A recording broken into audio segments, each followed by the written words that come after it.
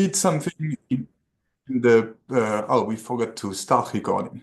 So I didn't say much before the recording started anyway. I was just saying we now have more than 1,000 active users, and active means did something in the last 15 days since April, and the community is still growing. You can see it on the map, and remember, you can put yourself on this map. You simply need to go to the URL that is displayed on the Lean community website, and then there are instructions to how to put your coordinates in your Zulip profile if you want to appear on those on this map, or maybe you want to update your position on this map. Of course, it's completely optional, but it's nice to see who's around and the community growing like this. And the teams of the community are also expanding and being renewed. So if you don't know what I'm talking about, maybe because you came in recently, you should go to this teams web page on the community website. And we have the admin team, which is in charge of organizing the other teams and fixing issues or debates. And the good thing is this team is basically doing nothing. So because the community is happily living, and we never had to just fix a big problem, but still this team exists. And Rob Lewis served for many years on this team and is now replaced by Eric Wieser. And the code of conduct team that is here to ensure that everybody is living happily in harmony is also evolving. Jaire agreed to replace Jeremy, thanks to both of them. And we have new Mathlib maintainers, Damiano and Michael, and then the reviewer team is expanding too. And so the community has been really growing a lot. Of course, we're also facing new challenges. So the biggest impact of AI this year is that for many, many years, we had never any moderation to do on Zulip. In the first 6 years of Zulip, we never banned anyone or suspended anyone. And nowadays, it's say weekly, at least once a week, we have to suspend someone. And the reason is always AI slop. So be patient if you see that. I mean, the moderators act on them, but sometimes it's not completely immediate. But globally, I mean, the community is better and better. But we have this new challenge, and Mathlib itself is growing as usual. So the milestone that we reached this year is the 2 million line of code in Mathlib. So of course this is a measure that is I mean not a perfect measure of activities, and you can see some noise in the signal, and you can still see in 2024 when we removed the old annotation from the port, there was a big drop in the number of lines, but globally the trend is pretty clear, and Mathlib is now really huge libraries, and more importantly, there are more and more contributors. So the count today is 653 contributors, and they keep coming, and we are very happy. We still need more contributors, and we still need more help reviewing. So remember, everybody is welcome to review contributions to Mathlib. You don't have to be on the maintainer team or the reviewer team to be helpful with that. Anything you can write on GitHub pull request to help the reviewing is very welcome.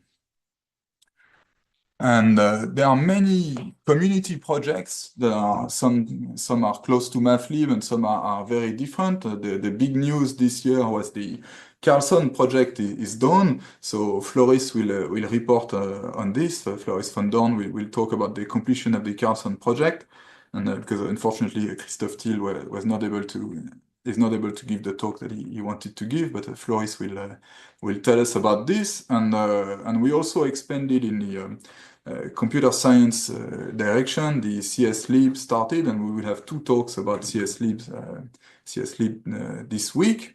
Another big mathematical project is the sphere packing in higher dimension. Siddharth will tell us more.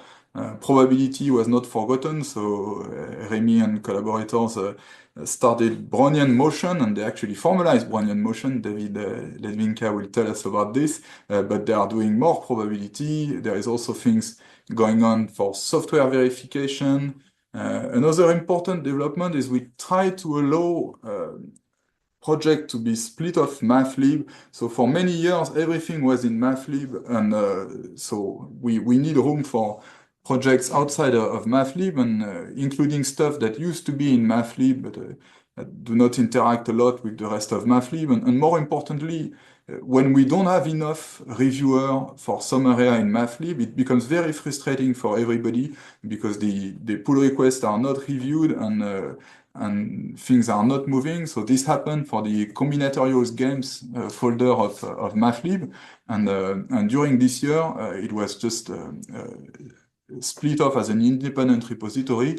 And the community want to allow these kind of things to happen more easily. So there will be work, and there is already work on tooling so that it becomes as easy to survive as a project downstream of Mathlib than Mathlib itself. And many more projects were started this year or continued this year. And there were lots of events. So this year I had to reduce the font size on this slide because the events didn't fit on one slide with the normal font size. And this is a very diverse list of events. I mean, some of them are just workshops like we have, like the Lean Together, which is not even on this slide. Some of them are schools, some of them are specialized workshops, like Lean for PDEs or formalizing algebraic geometry, and or formalizing class field theory, and people I mean, are very happy with those new kinds of workshops. And this is not even listing the big conferences like ITP and CPP. So very, very lively stream of events, and there are more for 2026.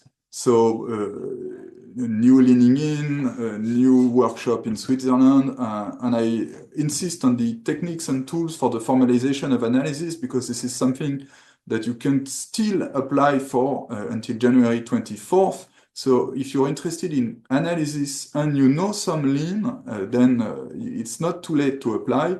So this is not a school where we will teach the basics of lean, but if you already know a bit of lean, but not necessarily at an expert level, and you're interested in analysis and PDEs, please apply. And then there will be more workshops and schools, and you can add your event. If you're organizing something and you don't see it on this slide, it probably means you didn't put it on the website, on the events page on the website. So again, if you go to this website, there are instructions that you need to follow if you want your event to be listed on this web page.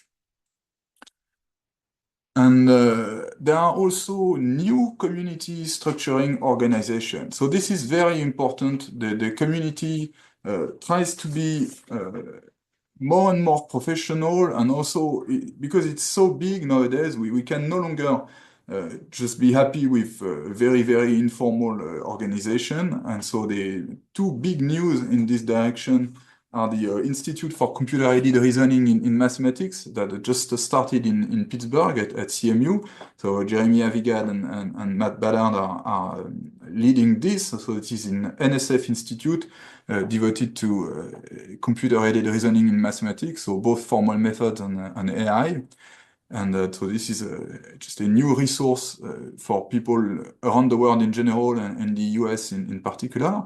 And then the new international thing is the Mathlib initiative that Johan will tell us about in 3 minutes, so I won't tell you more. But this is also a very important way to push forward Mathlib, going beyond just people doing that in their free time or even as their day job, but being officially paid to do something else.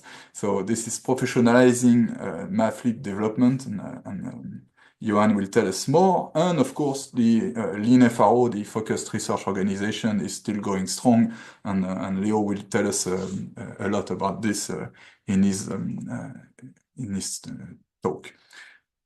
And so that was the very brief community news to make sure you didn't forget, didn't miss anything in big in 2025, but there will be more details in lots of talks.